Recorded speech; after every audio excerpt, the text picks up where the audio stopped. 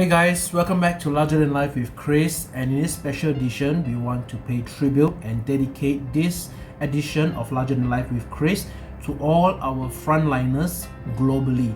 Now frontliners, which we means are people who are working in the medical field, the medical industry, such as doctors, nurses, the medical assistants, the medical support staff, such as those who are involved in the cleaning, sanitizing, the catering, clinical, disposal, linens, logistics, ambulance and paramedics in the health institution, the hospitals and all the clinics worldwide, globally.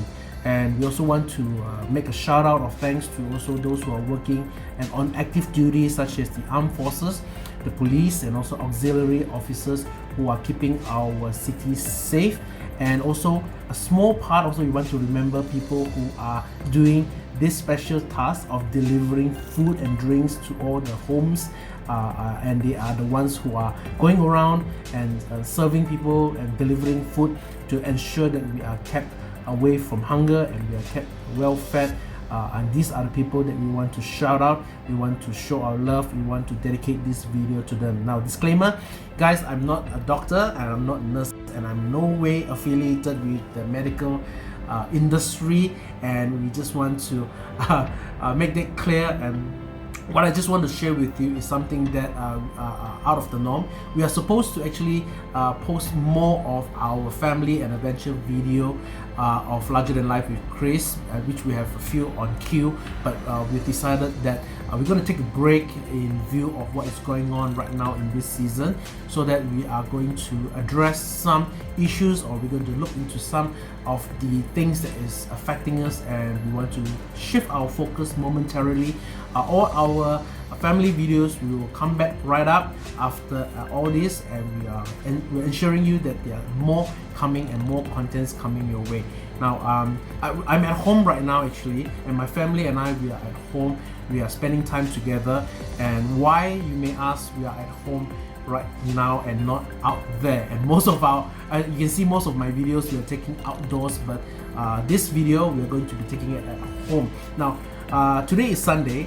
2 days ago on Friday, it was actually my eldest son Christian's 7th birthday, and actually this weekend we have planned to actually go away to a short weekend away with the family, just to celebrate his birthday. And we have actually planned it quite a long time ago, and because of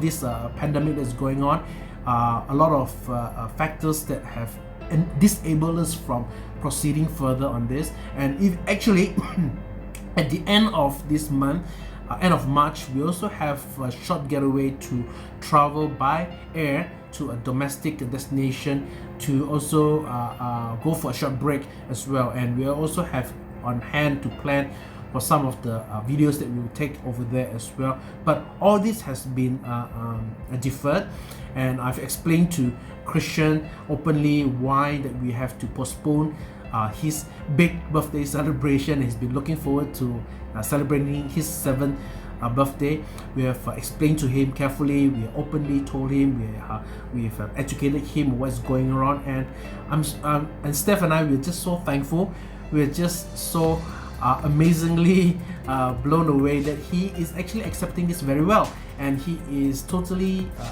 open-minded about it, and he is very understanding that we are going to do it, do his birthday on another day. We're going to celebrate it a bit later, and we're going to take a plane ride a little bit later, and he is completely okay with that, and he is even in good spirit.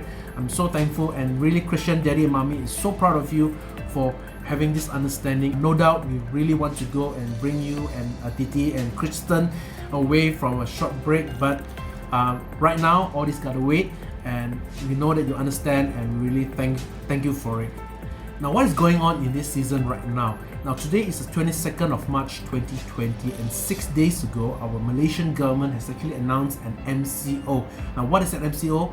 MCO means the Movement Control Order, or some of you mentioned it is MRO, a Movement Restriction Order.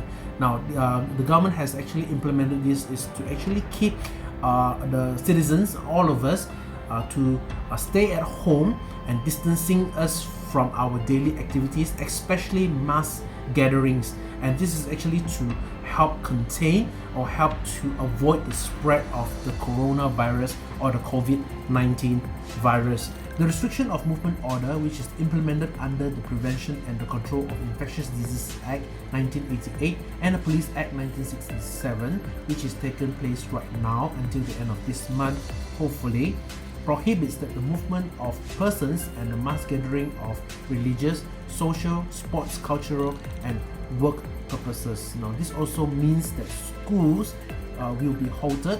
Schools from day school, play school, secondary schools to colleges and universities for skill training center, both government and private, are also being temporarily halted.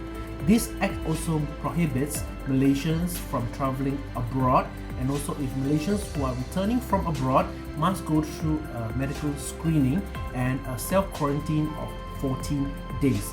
This act also prohibits people or foreign visitors from coming into Malaysia, into the country, and the operation of non-essentials private and public services will be halted as well. Now, only those essential services are allowed to be operated for a given amount of time every day, daily, and they are like water, electricity, telecommunications, fuel, banking, health, pharmacies, and retail and food supplies. Now, they are the ones who are only allowed to be operated on a certain fixed hours on a daily basis. Now, this drastic and immediate action is required to stop the spread of the COVID-19 or the coronavirus in Malaysia.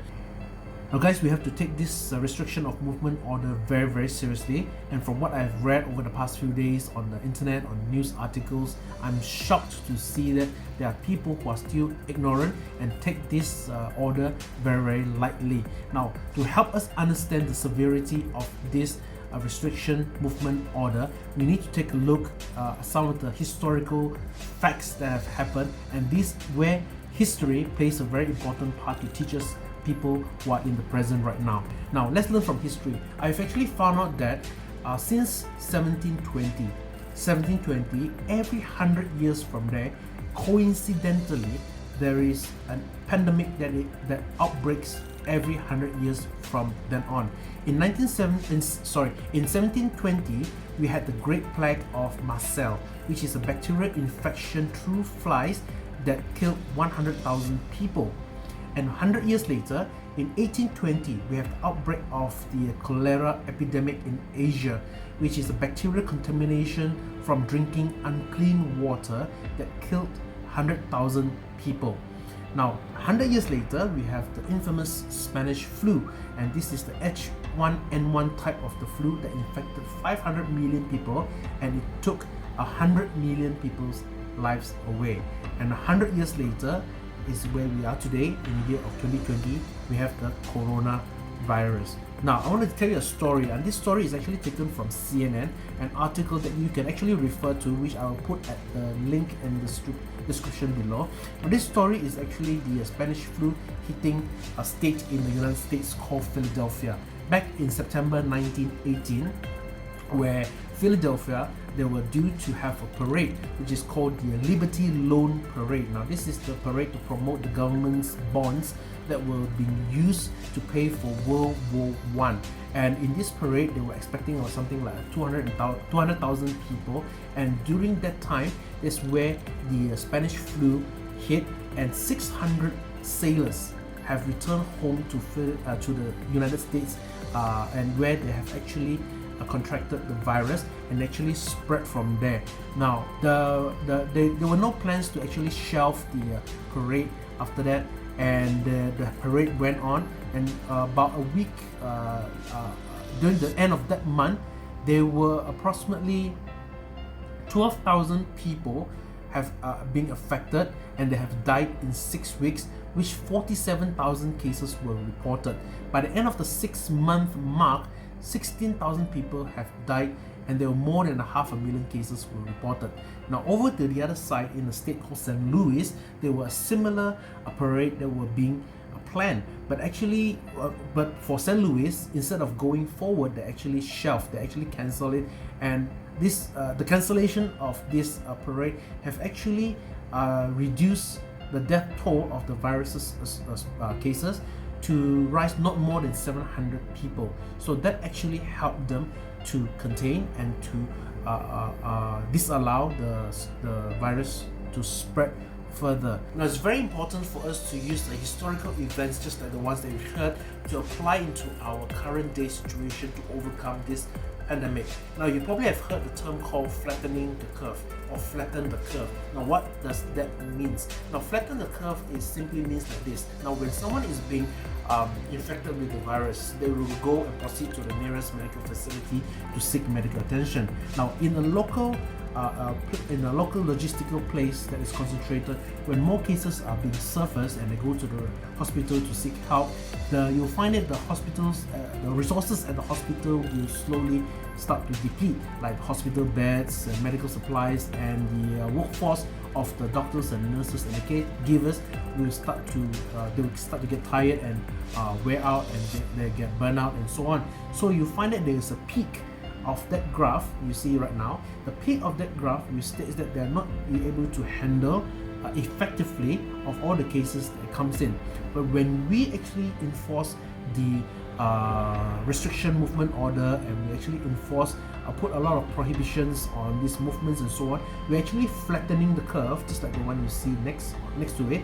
Flattening curve where the cases reported will be lower and the medical facilities will be able to handle much better with the incoming cases. Doctors and nurses and caregivers will be able to handle the cases much more efficient and will actually space them out. So we are trying our best to flatten the curve as much as we can, and what we're doing right now with the movement of control order or the restriction of movement control is actually to do exactly that, which we want to practice a social distancing from one another to ensure that we do not allow the viruses to spread, to also avoid mass gatherings, to practice proper personal sanitization and cleanliness, which includes washing of your hands, put on your mask if you're not feeling well, cover your coughs and so on. And especially what we're doing right now is to stay at home.